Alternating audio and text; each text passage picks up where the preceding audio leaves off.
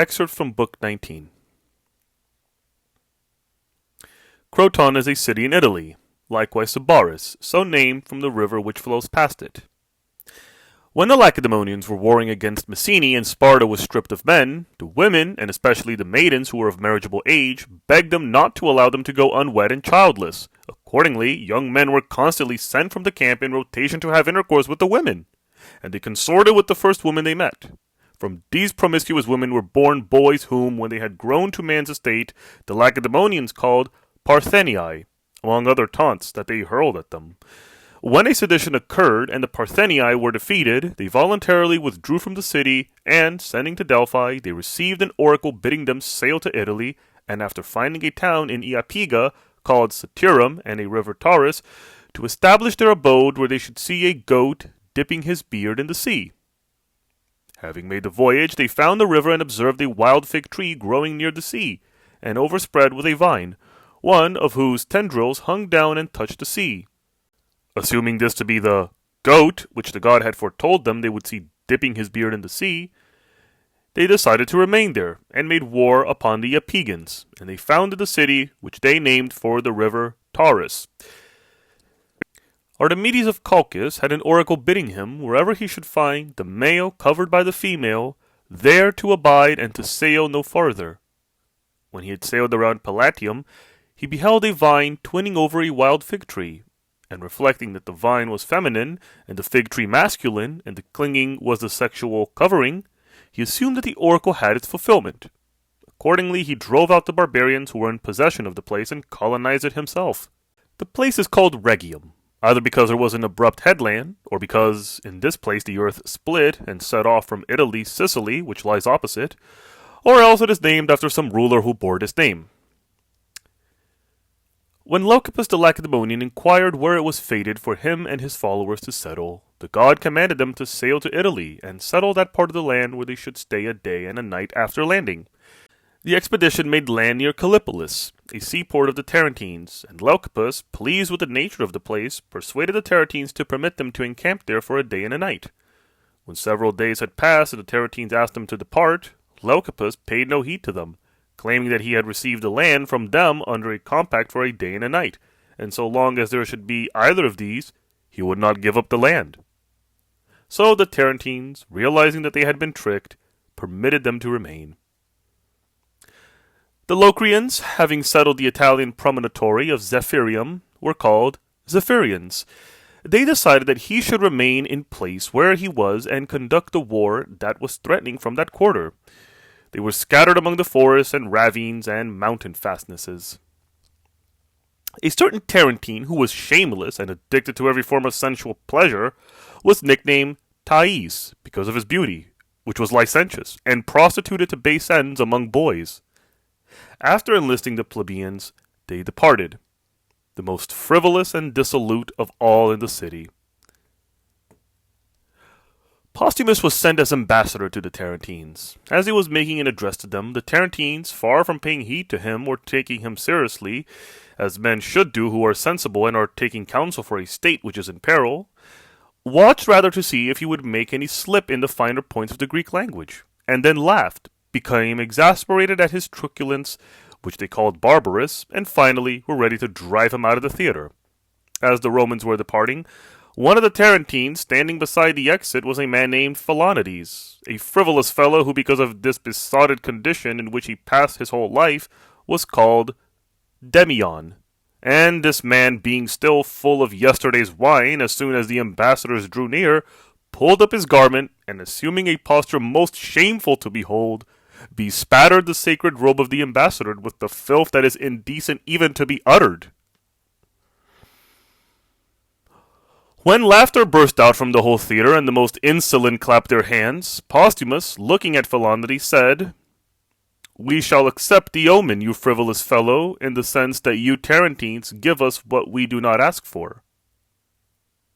Then he turned to the crowd and showed his defiled robe, but when he found that the laughter of everybody became ever greater, and heard the cries of some who were exulting over and praising the insult, he said, "Laugh while you may, Tarentines. Laugh, for long will be the time that you will weep hereafter." When some became embittered at this threat, he added, "And that you may become yet more angry, we say this also to you. You will wash out this robe with much blood." The Roman ambassadors, having been insulted in this fashion by the Tarentines both privately and publicly, and having uttered the prophetic words which I have reported, sailed away from their city. As soon as Aemilius, with the cognomen Barbula, had assumed the consulship, Postumus and those who had been sent with him as ambassadors to Tarentum arrived in the city, bringing no answer to be sure, but relating the insults that had been offered them and exhibiting the robe of Postumus as proof of their story. When great indignation was shown by all, Aemilius and his fellow consul assembled the Senate and considered what course they ought to take, remaining in session from early morning until sunset, and this they did for many days. The question was not whether the terms of peace had been violated by the Tarentines, since all were agreed upon that point, but when an army should be sent against them. For there were some who advised against undertaking this war as yet, while the Lucanians, the Bruttians, and the large and warlike race of Samnites were in rebellion, and Tyrrhenia, lying at their very doors, was still unconquered. But only after these nations had been subdued, preferably all of them, but if that should not be possible, at least those lying eastward and close to Tarentum. But others thought the opposite course advisable, namely, not to wait a moment, but to vote for war at once. When it was time for counting the votes, those in the latter group were found to be more numerous than those who advised postponing the war to another time. And the populace ratified the decision of the Senate. When the Tarentines wished to summon Pyrrhus from Epirus to aid in the war against the Romans, and were banishing those who opposed this course, a certain Meton, himself a Tarentine, in order to gain their attention and show them all the evils that would come in the train of royalty into a free and luxury-loving state, came into the theatre at a time when the multitude was seated there, wearing a garland as if returning from a banquet, and embracing a young flute girl who was playing on her flute tunes appropriate to songs of revelry. When the seriousness of all gave way to laughter, and some of them bade him to sing, others to dance, Meton looked around him on every side, and waved his hand for silence. Then, when he had quieted the disturbance, he said, "Citizens, of these things which you see me doing now, you will not be able to do a single one if you permit a king and a garrison to enter the city." When he saw that many were moved and paying attention, and were bidding him to speak on, he proceeded, while still preserving the pretense of drunkenness, to enumerate all the evils that would befall them. But while he was still speaking, the men responsible for these evils seized him, and threw him head first out of the theatre. The king of the Epirotes, Pyrrhus, son of Achaeades, to Publius Valerius, consul of the Romans, greetings. You have presumably learned from others that I have come with my army to aid the Tarentines and other Italiotes in response to their summons. Presumably also, you are not unaware from what men I am sprung, and what exploits I myself have performed, and of the size of the army I bring with me, and its excellence in warfare. Convinced as I am, then, that as you appraise each of these factors, you are not waiting to learn from fact and experience our valor in battle, but, having desisted from arms, are proceeding to words. I not only advise you to leave to me the settlement of your differences with the Tarentines, Lucanians, and Samnites, for I will arbitrate your differences with complete justice, but I will cause my friends to make good all the damage that I find them to have caused. You Romans also will do well to offer sureties yourselves, with respect to any charges that some of them may bring against you, that you will abide by my decisions as valid. If you do this, I promise to give you peace and to be your friend, and to aid you zealously in any wars to which you may summon me. But if you do not do so, I shall not permit you to make desolate the country of men who are my allies, to plunder Greek cities, and sell free men at auction.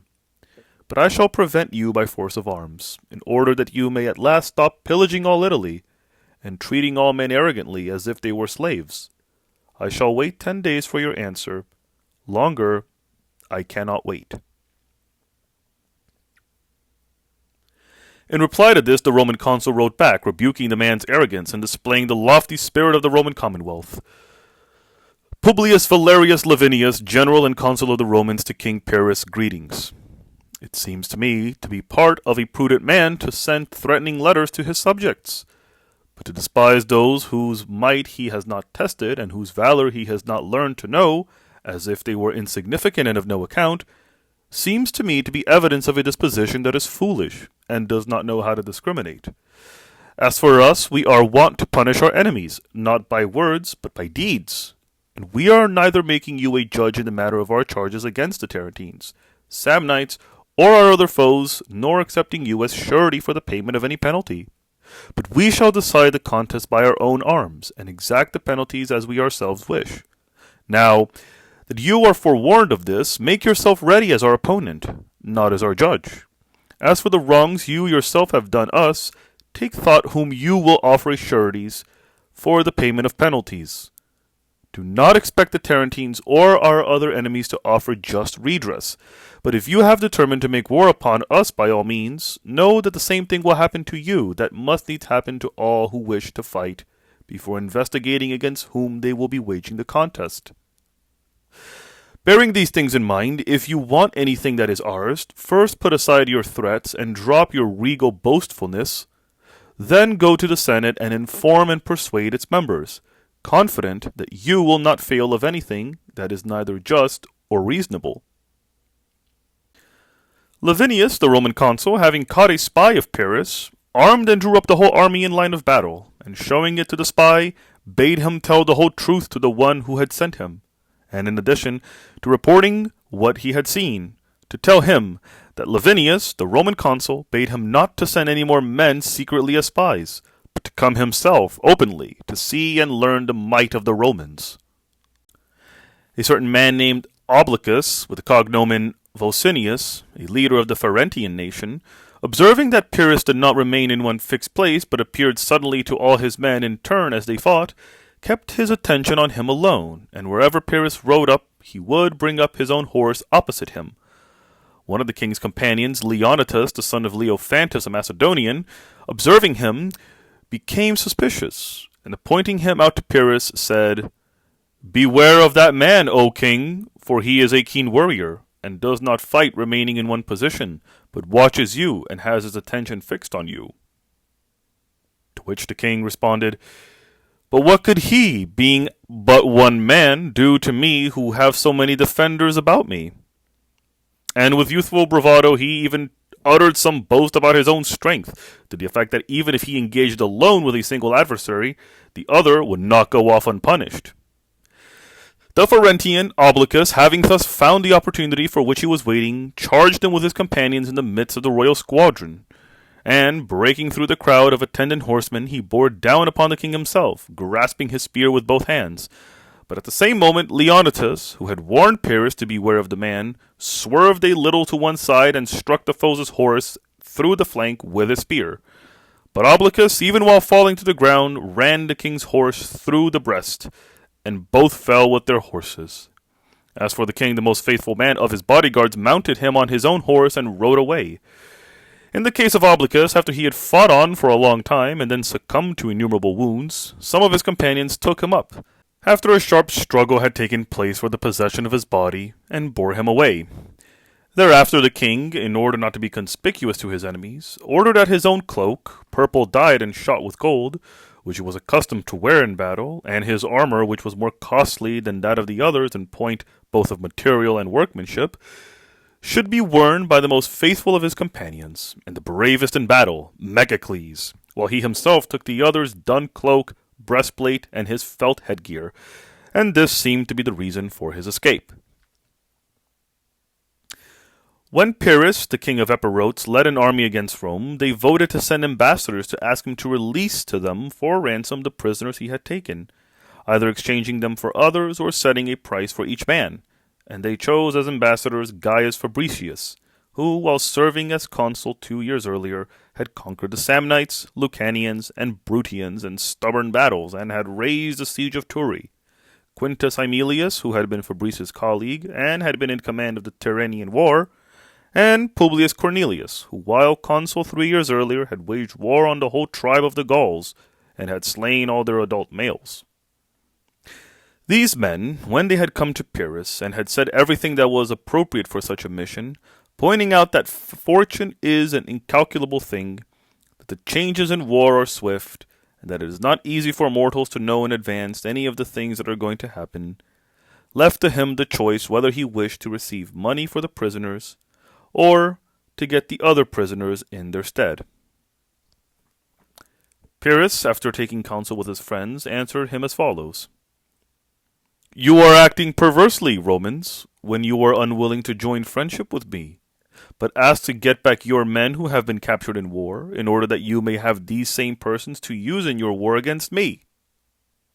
But if you are planning to act in the best manner, and if you have the common advantage of us both as your goal, put an end to the war against me and my allies, and receive back all your men from me gratis, both your citizens and your allies. Otherwise, I could never consent to hand over to you so many brave men. This much he said while the three ambassadors were present. Then, taking Fabricius aside, he said, I hear that you, Fabricius, are most able in military commands, and in your private life are just and prudent, and possess all the other virtues. But that you are without pecuniary means, being in this one respect ill-fortuned by nature. This much he said while the three ambassadors were present. Then, taking Fabricius aside, he said, I hear that you, Fabricius, are most able in military commands, and in your private life are just and prudent, and possess all the other virtues.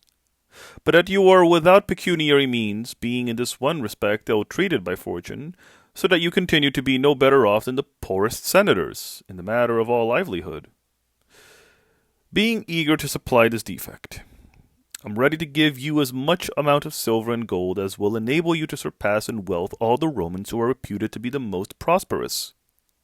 For I consider it an excellent expenditure, and one befitting a ruler to confer benefits upon the good men who because of poverty do not fare according to their merit. And I regard this as the most splendid dedication and monumental of royal wealth. Now that you have been informed of my purpose, Fabricius, lay aside all modesty, and share in the blessings that are to be found with us, knowing that I shall be exceedingly grateful to you, and by heaven no less. Believe them to be the most valued of my guest friends. And to me in return for these things you are not to render any service that is either wrong or shameful, but only services from which you yourself will be more powerful and more honored in your own country. First then, with all the power that lies in you, urge the Senate, which thus far has been contentious and has shown no disposition toward moderation, to make the truce, showing them that it is not the detriment of your commonwealth that I have come after promising to aid the Tarentines and the other Italiotes, and that it is neither right nor seemly for me to desert them now that I am at present with an army and have won the first battle. And very many urgent matters that have arisen at this time call me back to my own kingdom. With regard to my returning home, I offer to you, both alone and together with the other ambassadors, if the Romans would make me their friend, all the pledges which make human compacts binding, in order that you may speak confidently to your fellow citizens, in case there are some who regard the name of king as suspicious and suggestive of deceitfulness in making compacts, and in view of the violation of oaths and treaties of which certain others have been thought guilty, assume the same with regard to me. And when peace has been brought about, come with me to be my adviser in all matters, and my lieutenant in war, and to share in all the royal good fortune. For I need a good man and a loyal friend, while you need royal largesse and kingly enterprises. If, then, we combine these needs and abilities for our mutual advantage, we shall receive the greatest benefits from each other. When he had finished, Fabricius, after pausing a short time, said, As regards any merit of mine, either in public affairs or in private life, there is no need for me to speak for myself, since you have learned it from others. Nor indeed with regard to my slender means need I state that I have a very small farm and a sorry little house, and that I do not get my livelihood from either loans or slaves, since you appear to have heard an accurate report of these matters also from others. But as to my being worse off than any other of the Romans on account of my lack of means, or my failing to gain any advantage from practicing uprightness, because I am not one of the rich, your supposition is false, whether you have heard it from somewhere else, or surmise it from yourself. For I never have been, nor am I, conscious of any misfortune because I have not acquired great possessions, nor have I bewailed my lot either in public affairs or in my private concerns. Why in the world should I complain of it? Because it has not been possible for me, by reason of poverty, to get from my country a share in any of the fine and enviable things for which every noble nature strives? But I hold the highest magistracies, am sent on the most distinguished embassies, am trusted with the most sacred rights in connection with sacrifices, am thought worthy to express my opinion upon the most urgent matters, and am called upon in my proper turn, am praised and envied, and second to none of the most powerful, and am regarded as a model of uprightness for the rest, though spending nothing of my substance for these honors, even as no one else does. For the Roman Commonwealth does not interfere with the individual citizen means of livelihood, as do some other states in which the public wealth is small and that of the private citizens is great, but she herself provides those who go into public life with everything they need, giving them splendid and magnificent allowances, with the result that the poorest man enjoys no less esteem than the richest when it is in a question of awarding honors. But all the Romans who are worthy of these honors, by virtue of their uprightness, are on equal footing with one another. When now, though poor, I am at no disadvantage on the account in comparison with those who possess much. Why in the world should I have denounced fortune because she did not make me equal to you kings who have much gold treasured up? Nay, even in my private affairs I am so far removed from misfortune that I consider myself to be one of a favored few of the blessed, when I compare myself with the rich, and in this I take the greatest pride. For my sorry little farm suffices to furnish me with the necessaries of life, if I am industrious and frugal, and nature does not compel me to seek more than is necessary. On the contrary, all food is pleasing to me, which hunger prepares. Every drink is sweet, when thirst provides it. Sleep is gentle, when induced by fatigue. The clothing which keeps one from shivering is most adequate, and the cheapest utensil of all that can serve the same purposes is the most suitable. Hence, not even in this score should I be justified in denouncing fortune, since she has given me much substance as nature wished me to have. As for things in excess of that, she has neither implanted in me any craving for them, nor given me any store of them. Very true indeed. I have nothing left over with which to assist my neighbors, nor has God given it to me to possess an oversupply of knowledge and divination with which I might help those who need them, to say nothing of many other things. Yet, so long as I share with both the Commonwealth and my friends what faculties I do possess, and place at the disposal of those who need them the resources with which I can benefit a few, I should not consider myself lacking in means. And these are the very things which you believe to be the most important, and yet lack the means to purchase even for large sums of money.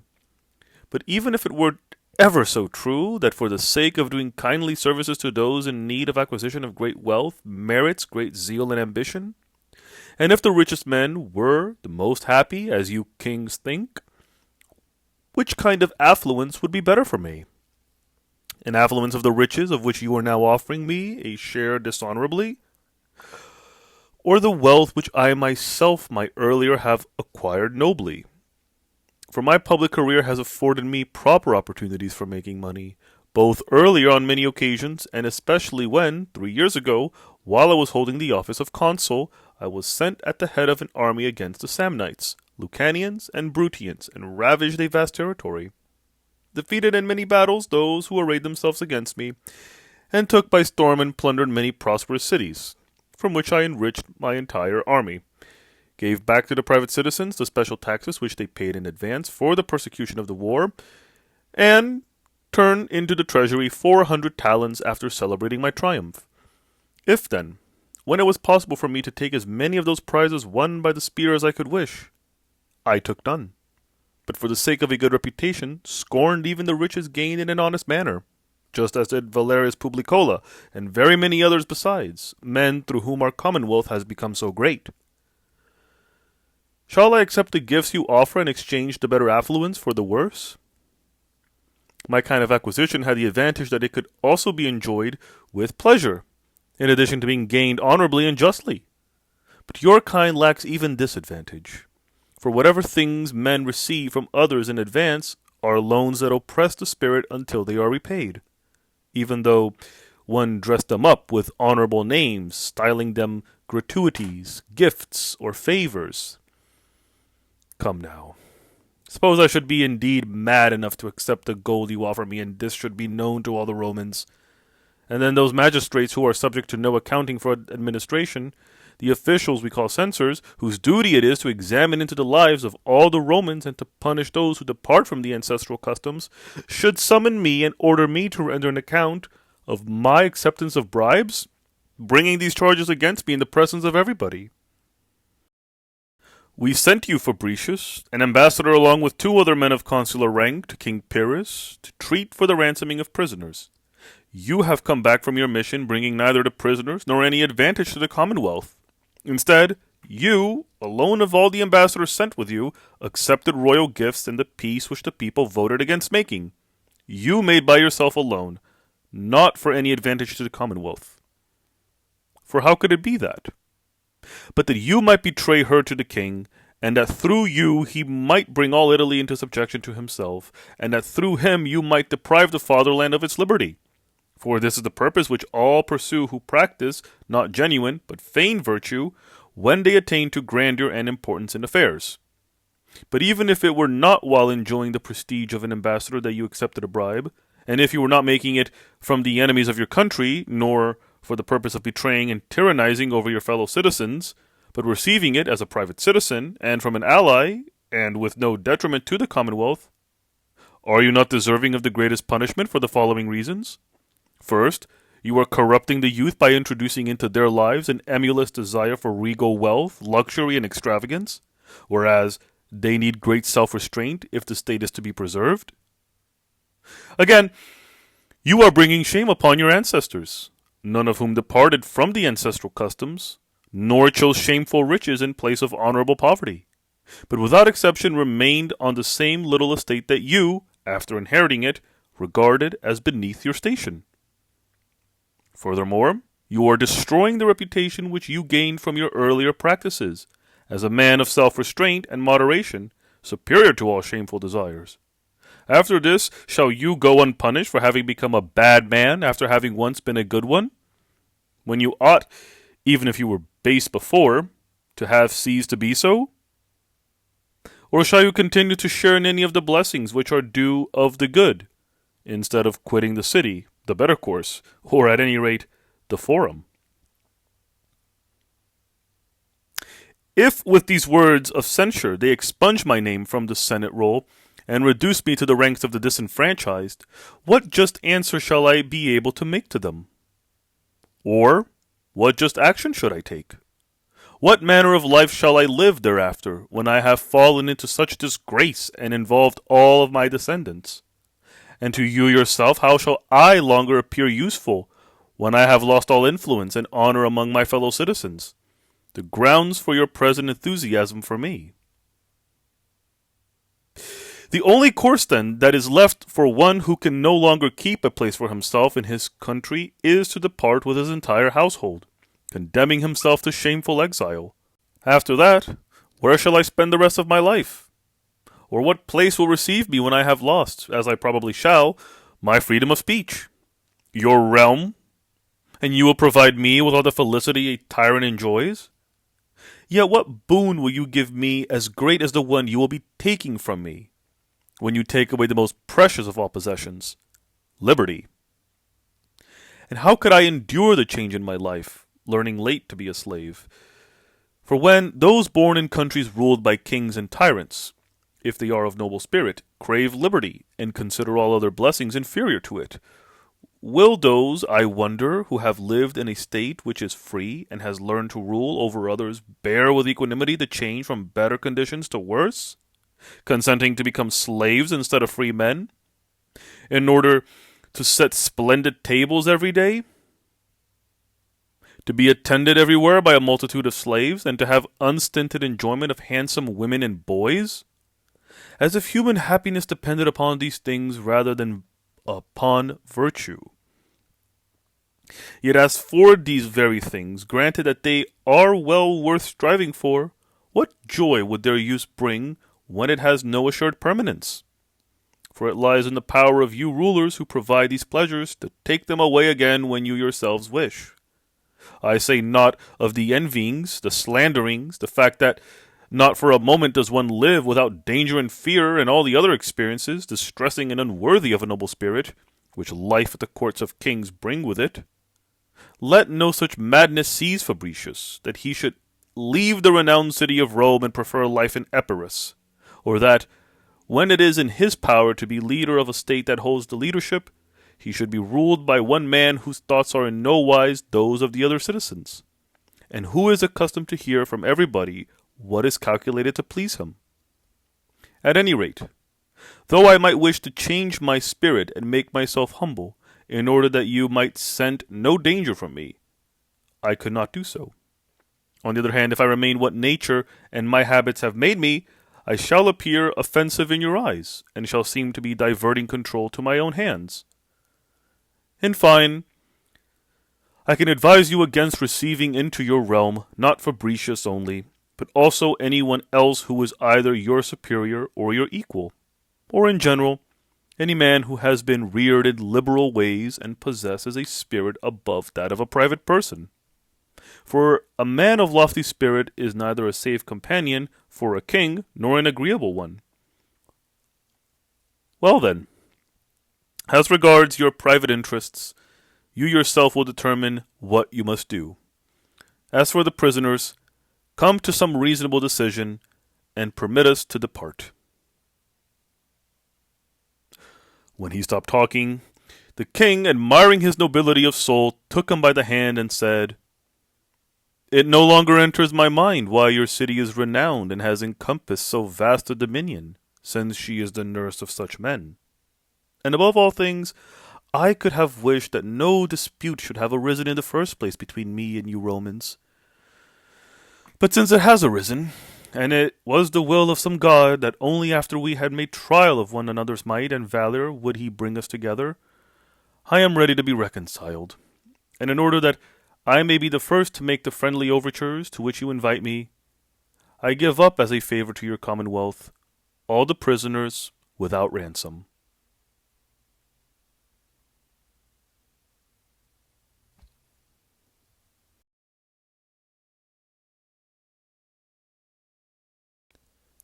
Having agreed through heralds upon the time when they would join in battle, they descended from their camps and took up their positions as follows. King Pyrrhus gave the Macedonian phalanx the first place on the right wing, and placed next to it the Italiote mercenaries from Tarentum. Then the troops from Ambracia, and after them the phalanx of the Tarentines, equipped with white shields, followed by the allied force of Bruttians and Lucanians. In the middle of the battle line he stationed the Thesprotians and Chaonians. Next to them, the mercenaries of the Aetolians, Acarnanians, and Athemanians, and finally, the Samnites, who constituted the left wing. Of the horse he stationed the Samnite, Thessalian, and Bruttian squadrons, and the Tarentine mercenary force upon the right wing, and the Ambraciote, Lucanian, and Tarentine squadrons, and the Greek mercenaries, consisting of Acarnanians, Aetolians, Macedonians, and Athamians, on the left. The light-armed troops and the elephants he divided into two groups, and placed them behind both wings, at a reasonable distance in a position slightly elevated above the plain. He himself, surrounded by the royal agema, as it was called, of picked horsemen, about 2,000 in number, was outside the battle line, so as to aid promptly any of his troops that might be hard-pressed. The consuls arrayed on their left wing the legion called the First, facing the Macedonian and Ambraciote phalanx and the Tarentine mercenaries, and, next to the First Legion, the Third, over against the Tarentine phalanx, with its white shields, and the Bruttian and Lucanian allied forces. Adjoining the Third, they placed the Fourth facing the Molossians, Chaonians, and Thesprotians, and the Second on the right wing opposite the mercenaries from Greece, the Aetolians, Acarnanians, and Athamians, and the Samnite phalanx that was equipped with oblong shields. The Latins, Campanians, Sabines, Umbrians, Volscians, Marrucini, Peligni, and Ferratini, and their other subjects they divided into 4 divisions, and mingled them with the Roman legions, in order that no part of their lines might be weak. and, dividing the cavalry, both their number and that of the allies, they placed it on both wings. Outside the line they stationed the light-armed troops and the wagons, 300 in number, which they had got ready for the battle against the elephants. These wagons had upright beams on which were mounted movable transverse poles that could be swung round as quick as though in many directions as one might wish. And on the ends of the poles there were either tridents or sword-like pikes, or sights all of iron, or again they had cranes that hurled down heavy grappling irons. Many of the poles had attached to them, projecting in front of the wagons, fire-bearing grapnels wrapped in tow that had been liberally daubed with pitch, which men, standing on the wagons, were to set afire as soon as they came near the elephants, and then again rain blows with them upon the trunks and faces of the beasts. Furthermore, standing on the wagons, which were four-wheeled, were many also of the light-armed troops, bowmen, hurlers of stones, and slingers who threw iron caltrops, and on the ground beside the wagons there were still more of these men. This was the battle order of the two armies that had taken the field. The forces of the king's side numbered 70,000 foot, of whom the Greeks who had crossed the Ionian Gulf amounted to 16,000. On the Roman side there were more than 70,000, about 20,000 of them being from Rome itself.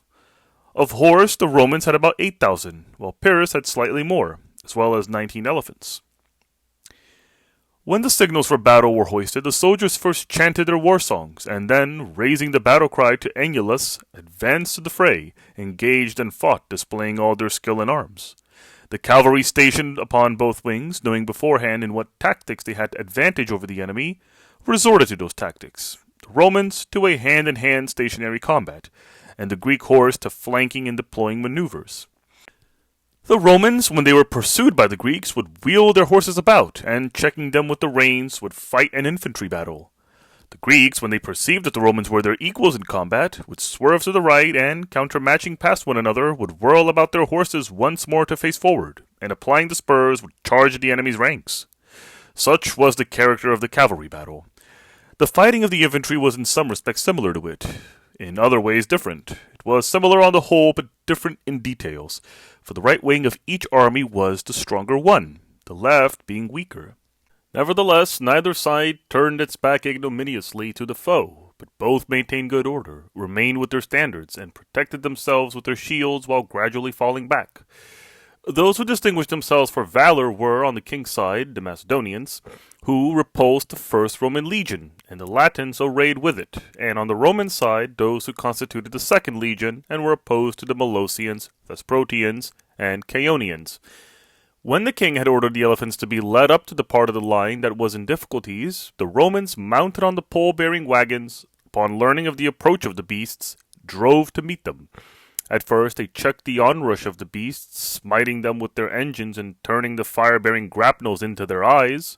Then, when the men stationed in their towers no longer drove the beasts forward, but hurled their spears down from above, and the light-armed troops cut through the wattled screens, surrounded the wagons, and hamstrung the oxen, the men at the machines, leaping down from their cars, fled for refuge to the nearest infantry, and caused great confusion among them.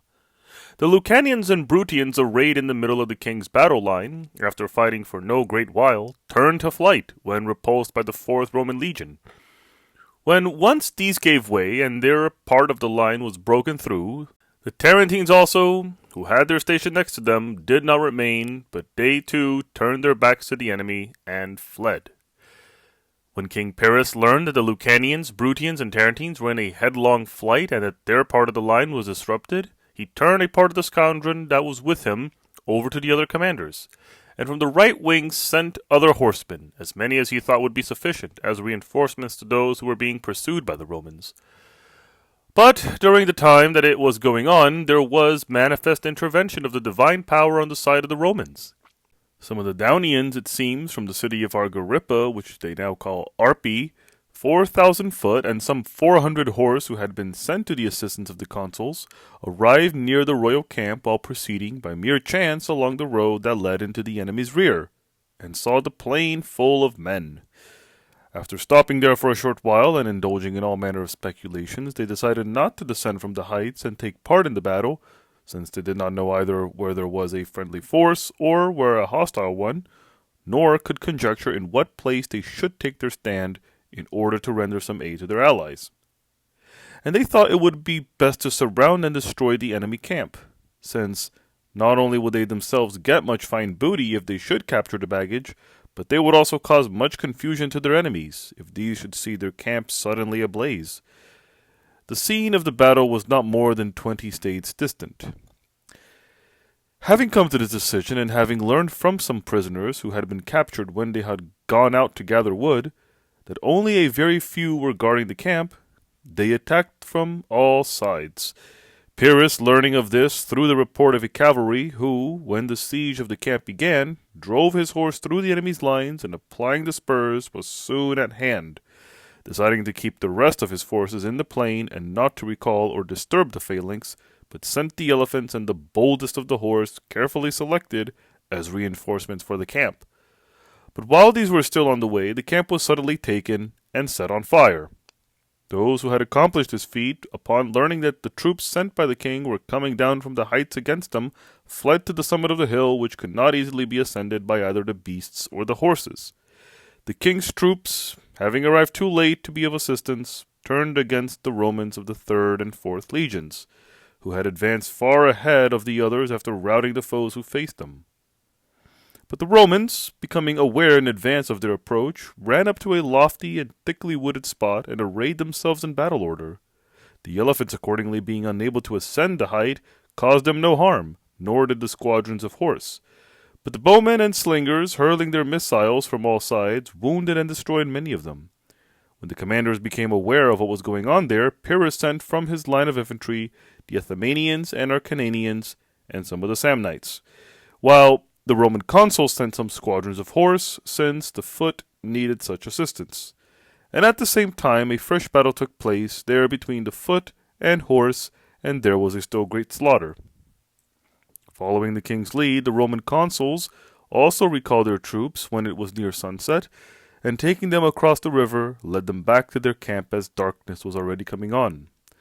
The forces of Pyrrhus, having lost their tents, pack animals, and slaves, and all their baggage, encamped upon a height, where they spent the following night under the open sky, without either baggage or attendants, and not well supplied with even the necessary food, so that many wounded men actually perished, when they might still have been saved had they received assistance and care. Such was the outcome of the second battle between the Romans and Pyrrhus, near the town of Asculum. Pyrrhus himself, having uttered the Homeric lines, which Hector is represented by the poet as speaking to Ajax, as if they had been addressed by the Romans to himself, "I will not smite thee then, who are so brave, by stealth, but openly, if so I may." And afterwards declaring that he had probably been wrong in planning his war against people who were more pious than the Greeks and more just, said he saw only one honorable and advantageous way of ending the war, and that was to make friends of them instead of enemies, beginning with some great act of kindness. After ordering the Roman prisoners to be brought forward and giving to all of them raiment befitting free persons and expense money for the journey, he bade them remember how he had treated them, and to tell all the others, and what they should come to their own cities, to strive with all zeal to make those cities friendly to him. A certain irresistible might, indeed, has the gold of a king, and no defense has been found by mortals against this weapon.